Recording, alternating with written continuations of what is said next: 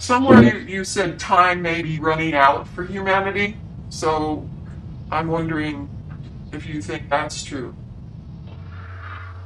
Well, that's a really deep question. You do like to ask deep questions. I appreciate that.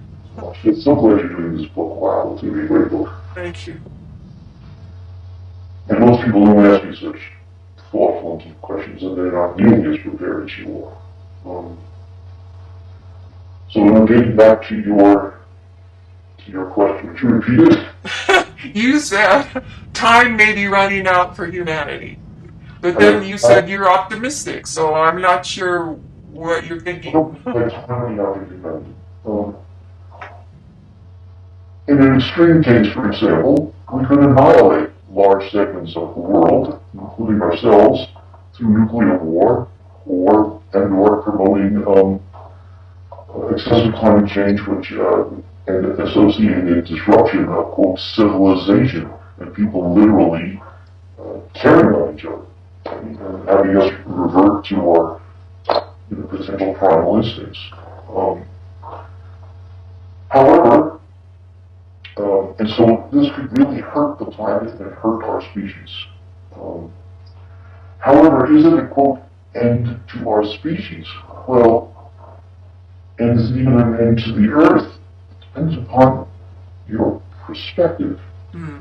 See, if you take a broader perspective, that there is no death, there's only transformation. Yeah.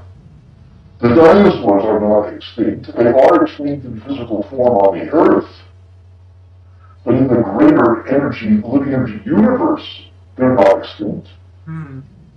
As long as photons exist, as long as information and energy exists, they in their essence have continued to exist and may be, quote, evolving. We have a very limited view as to what all of this means, and that's part of why I say this has been a particular revolution, because if you really think about what it would mean that there is, for example, there's no death, there's only transformation, and that you can have both recycling and re-opportunities, you end up becoming more hopeful both for the species and the universe, even if we engage in tremendous self-destruction. Mm. Yeah. And cause each other tremendous pain and suffering. Mm. On one hand, in terms of the short-term material, yes, I'm very concerned. But from a larger, bigger picture, I keep asking myself the question, well, is there some, quote, greater purpose for this? Are we, so to speak, at a fork in the road? What we're about to do tomorrow is never been done in the history of science. And it has never been the case before that a group of pioneering mediums are teaming together with a group of scientists in a university that really believes in the idea that any important question that is meaningful for people should be asked in an open fashion. Tomorrow we are going to have a marathon. In the morning we are going to do the naturalistic experiment. It is a mediumship demonstration experiment. Demonstration means we are not addressing the how it works.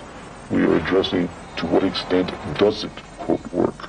During the experiment, you will be recording your electrocardiogram, your heart waves, and your electroencephalogram, or your brain waves. What is that? That increases the conductivity. These data might tell us something about how a medium's heart and brain are connecting with the sitters during a reading. For sometime between 10 and 15 minutes, you and this person will sit together, and you will do whatever you do in your own way. Don't start doing anything yet, because We've added these controls to the experiment to ensure that you and the subject have never met. There will be no eye contact, so a screen will separate you. The sitter will give you only yes or no answers. You will share no information with the other mediums. Don't share a word of anything until the entire thing is over. Now, during the reading, the sitter will make subjective judgments rating the extent to which they personally feel that you are making a recognizable contact with a specific deceased loved one. We have had quite a day today. Just to review what happened, there were 6 people that were listed as possible visitors. Every one of them was observed at least once. In addition to these 6, 8 people and 1 dog came through. The mediums were virtually identical in their average performance. This graph shows the average ratings over the 5 mediums for each of the 6 deceased people that the sitter was expecting to possibly be there. The sun came through, you will see, virtually a 5, which meant every single person received information about the sun. Preliminary analyses of the heart-brain data indicate that the medium's brain is registering the subject's heart, while the medium's heart is disconnecting with the subject's heart. These findings are consistent with the hypothesis that during a reading, the medium is disconnecting from the sitter and possibly connecting with the deceased.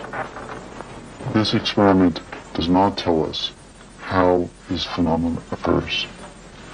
What it does strongly suggest, to put it mildly, is that there is a phenomenon, and that it can be replicated, and that it has very deep significance. We hope this is a beginning, a new beginning for this work. There are observatories and there's telescopes and everything else. And so you've got 90% anywhere else. Right, there's nowhere else. I have confessed the most important part of this is that I was taking you to the place where they have the largest solar observatory in the world, the largest sun telescope in the world. And what you do not realize is, because we were only talking about this on the way up, that both of us have a passion for astronomy. Yes. Both of us have a passion for the sun. You have a telescope that you've looked at in the sun, and that video camera that I'm using to make these photographs, which was given to me as a gift, I purchased a special solar lens so I could take pictures of the sun with that camera. To tell you the truth, I was, as a technical term, I was quote blown away by the accuracy. I was completely surprised. This experiment involved Christopher going to sleep each night and then dreaming about where he would be taken the next day. And he would record his dreams. All of this was recorded on digital videotape. Yep. And then the information, which was held in secret envelopes that were randomly sorted and were kept in California. An envelope would be opened in California, and I would be told for the first time where we were going. Right. So, at the time that this information was being received, of course, the truth was I had no idea where we were going to go on any given day. The same as with Christopher. And day after day, he received highly specific information that was related to the process of going to the site, information at the site, and then continued information for the rest of the day, even though the experiment was, so to speak, officially completed. So in other words, he had lucid, logical, cogent dreams that the night before he was taken to a secret location of those locations. He saw in advance where he couldn't possibly have known consciously where he was going to be taken. That's correct. Now also, you should understand that if he had gotten, for example, even 5 out of 10 correct, it would have been extraordinary. And he was expecting that if he did well, that's what would happen. It just so happens that he was, quote, in the zone, you might say. He was very motivated, as was I, to push his talent to the extreme. And that he was actually accurate 10 out of 10. 10 out of 10. What the heck is going on? Well, of course, the truth is that nobody knows. However, it has been long known, actually throughout recorded history, that certain individuals have what are called precognitive dreams. That is, they can, quote, see the future. And the question has been, are they, quote, if you would, reading the minds of people who are potentially perpetrating a crime?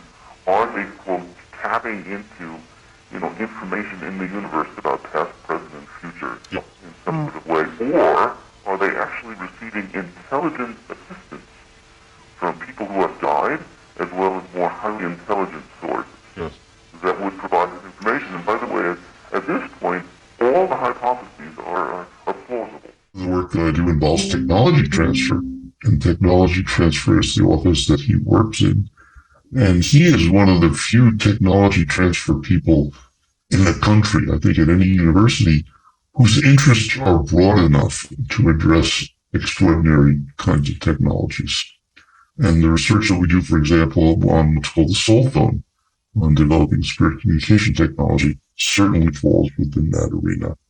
And he, when we were working on that particular area, he said, I have met this group of people who are doing extraordinary work. And they are doing work that's profoundly important for humanity, and they're evidence-based. They really care about bridging science and spirituality. In fact, they even see business as a spiritual practice, a spiritual path. And so they said, maybe you could help them in their quest for discovering what's real about what they're doing. And so after a bit of time, I was introduced to Clayton and Jeff and some of their other members, and I became,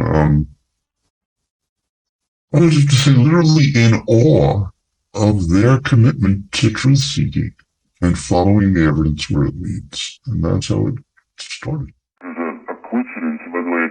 I met Neil Donald Walsh, and I should explain that a synchronicity that connects us is that his original publisher was a publisher called Hampton Roads Press. And I'm not sure whether you remember those days, which was the Art Bell days. Yep. Publishing in this area.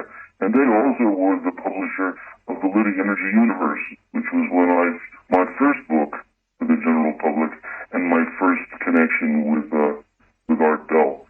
So it's a long history. But I have to confess that for individuals who are interested in these kinds of questions, another advantage of my experience of customers who become involved with FOSD is that they end up joining a community of individuals who care about these kinds of higher issues and higher values and higher goals. And so although they may have difficulty, expressing these within their own families, for example, or others who may be skeptical, there's a place where they have the freedom to explore these things, and it's not science versus spirituality or science versus consciousness. Sort of mainstream.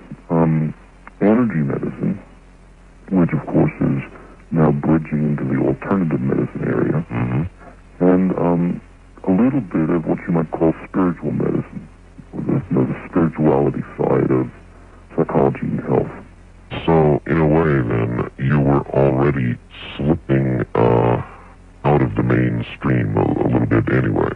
Absolutely. In fact, when we had created this human energy systems laboratory, it was really going from my background actually in electrical engineering and taking it into contemporary science. In fact, we always talk about that I do work on using mainstream methods to address frontier questions. But addressing the question of life after life, of course, was way off the mark from where I had been before. Way off. It is, however, in my opinion, the biggest question that all of us have, period. I mean, that's it. It's the big one. What could be bigger than that? I mean, even aliens. I think the only question that's actually bigger than this one, which is actually going to be the topic of the next book that I'm writing, is the topic of whether there's some sort of design or plan to the universe, and whether or not we can see the future of the universe. Well, by the way, though, if you survive, if consciousness in some form that we can recognize and talk about survives death, then I would think the answer to that question will be apparent at death. Yes. In fact, the research on the afterlife actually points us to the idea of something bigger than all of us, of course. So it really does take us there. But I think that for most people, the number one question is this the end? Is it ashes to ashes, dust to dust? Or is this really just part of the beginning, so to speak? Many of us had the, and I call it a privilege, as horrible as it was, to witness 9/11 happening as it was occurring. And what millions and millions of people saw and said was, they couldn't believe what they were seeing. With respect first to the 9/11 disaster, Doctor, you say you experienced that as it occurred. In what sense? Well, I was awoken in the morning, Right. at 6:15 Tucson time, Right. which was 8:15 New York time, and I was told that something horrible was happening and I should turn on the television. Right. So of course I turned on the television, and I saw the first tower burning, and I couldn't believe it. And of course I turned the channels to see whether there was some mistake, and virtually all the channels were showing this. And then I saw this second plane crashing into the building. And at this point I couldn't imagine that two planes in a short period of time could somehow crash into this building. Certainly not deliberately. It didn't make any sense to me. I then got out of bed. I went and made some coffee. I went into another room and turned on the television set. I received another phone call. And while I was on this phone, and it's important about who this phone call was from, I'll tell you in a second. While I'm on the phone with this person, I see the first building collapsing. And I realize that for the first time in my life, I'm literally witnessing, as are millions of other people, thousands of people dying. Yes. Thousands of people are dying. A few days into the Arizona experiment officially taking place, Christopher reported in the bar at the hotel, so multiple people heard this, that he had a nightmare. And he described this nightmare that he saw planes were crashing into tall buildings and that thousands of people were dying. And frankly, I forgot about it. It wasn't part of the experiment. But when Christopher went home, he continued to have these dreams, and they continued to develop. And then 2 or 3 days later, 9/11 occurs. When that happened, I was personally, if you would, traumatized, not just by the horrific nature of the event, but that someone that I knew who came to me for help was getting information that if we had been able to know about it ahead of time, could have potentially prevented it. We are at a precipice in terms of our lives on this planet. We are facing greater challenges than maybe at any time in our species' history. We can't wait another 20 years or another 30 years to awaken to this possibility if there's an opportunity for us to get a clear answer. I live my life feeling gratitude and blessings. And most scientists have not had the privilege and the opportunity to grow in a spiritual way at the same time they were growing as a research scientist. I've been fortunate to be able to do both and to have experience with you called real magic. In fact, I'd say a good 90% of the sculptures and artworks that you see behind me, they all have a story. Most of them have names, and they are reminders of synchronicity and special events that happened in our lives. And that's saying a lot. It's saying this is one piece of wrote this book. This notion of gratitude, it's hard to not to grow in this area and feel ever more thankful for everything, whether it's being able to see or hear, or it's being able to move, or it's being able to think, or the simplest things, let alone the more sophisticated opportunities. And recently, with special people, well, sometimes I sign my name. I always type out the word blessings, whether it's cheers and blessings, or best blessings, or hugs and blessings, whatever, but it's always blessings. It's a feeling, and I always type it out, so I remember. And I recently took with certain people who know me, I will use an acronym. So I'll sign my name EGG, which stands for Eternally Grateful Gary. Oh, that's wonderful. I like that.